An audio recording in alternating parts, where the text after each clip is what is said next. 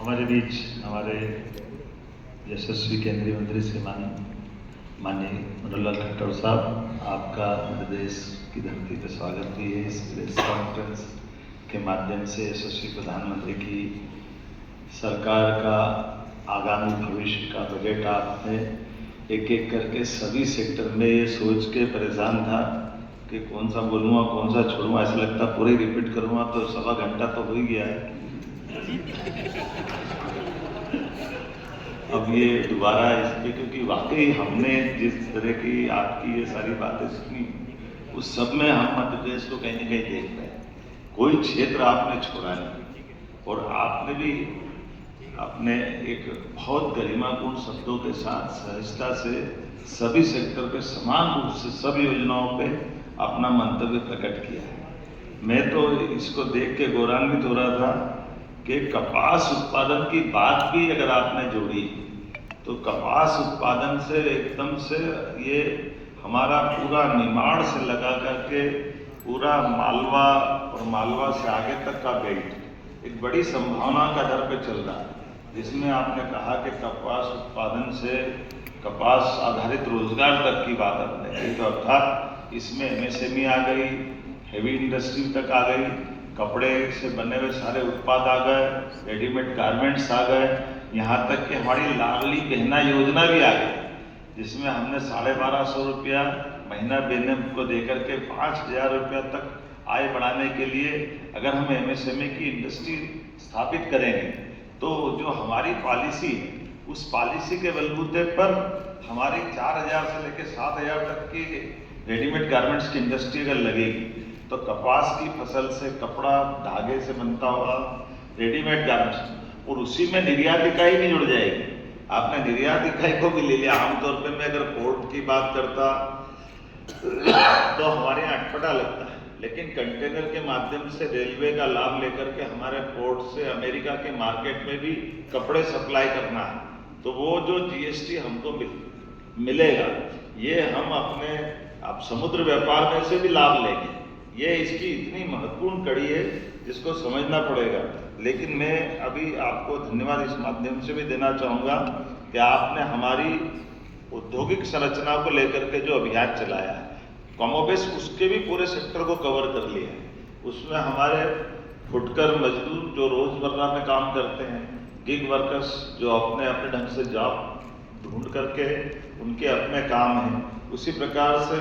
लंबे समय तक चलने के लिए जो आपने इनकम टैक्स स्लैब की बात कही तो इसमें भी सब सेक्टर जुड़ गए,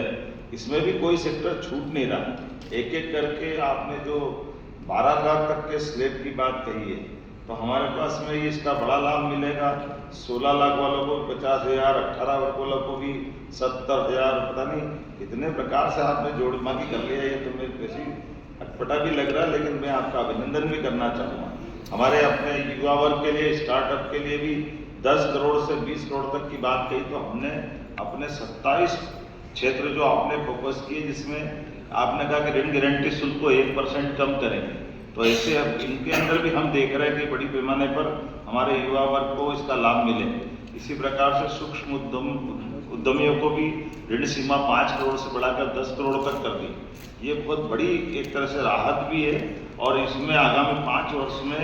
1.5 लाख करोड़ का अतिरिक्त ऋण आप इसके माध्यम से देने वाले हैं। तो हम मान के चलें कि बड़े पैमाने पर हम इसको अपने आप में कवर कर लेंगे। टूरिज्म सेक्टर में भी आपने कहा कि अलग अलग प्रकार के सभी प्रकार के साथ साथ होम स्टे तक में मुद्रा लोन देने वाले हैं। तो ये होम स्टे हमारे लिए कई मायनों में, बड़ी होटल तो हम कर देते हैं, स्टार होटल हम कर देते हैं, लेकिन होम स्टे करने की बात जब हम करते हैं तो हमको मालूम है हमारी अमरकंटक से लेकर के नर्मदा जी की जहाँ गुजरात के पास तक की पूरी यात्रा में बड़े पैमाने पे हमने धार्मिक पर्यटन में भी होम स्टे की संभावना ढूंढी है, जिसमें हमारे सभी धार्मिक पर्यटन स्थल पे बड़े पैमाने पर लोगों को रुकने की व्यवस्था ग्रामीण अंचल में भी हो जाए। उसमें हम अगर मदद करेंगे तो ये गांव की दृष्टि से, गांव की आय की दृष्टि से भी बड़ा एक निर्णायक भूमिका हो जाएगी। इसमें आपकी तरफ से एमएसएमई में उच्च दक्षता, तकनीकी उन्नयन, पूंजी बेहतर, इत्यादि प्रकार की जो निवेश और टर्नओवर की सीमा को बढ़ाने के लिए आपने 2.5 और 2 गुना तक बढ़ाने के बारे में जो आश्वासन दिया, इससे हमारे सभी टेक्निकल कॉलेज भी अपनी हमारी एक तरह से IIT की सेक्टर तक ले जाने की जो हमारी कल्पना है, ये उसमें मदद करेगा।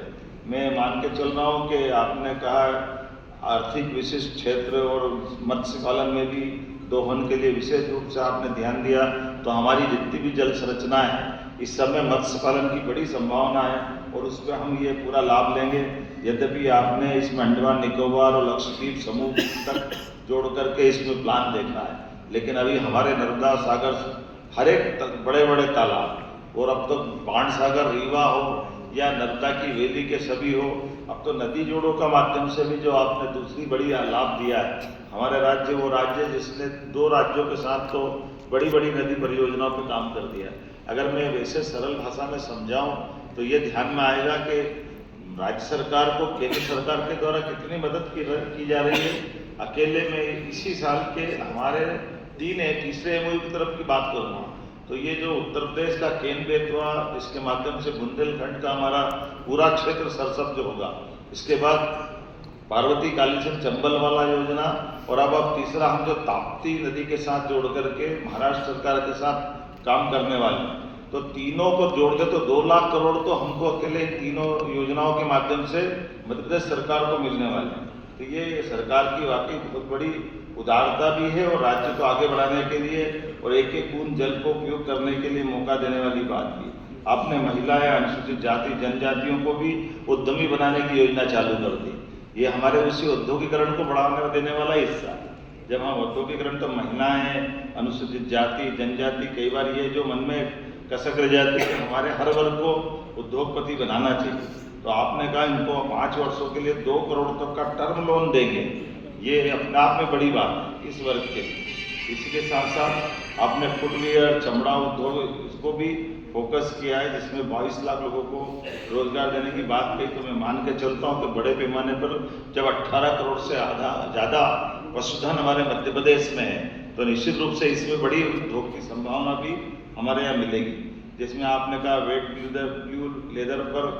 अब मूल सीमा शुल्क पूरी तरह समाप्त कर दिया गया है, तो ये उसी को वर्ग को आगे बढ़ाने के लिए बड़ी भूमिका लाएगा। मूल्य संवर्धन, रोजगार सृजन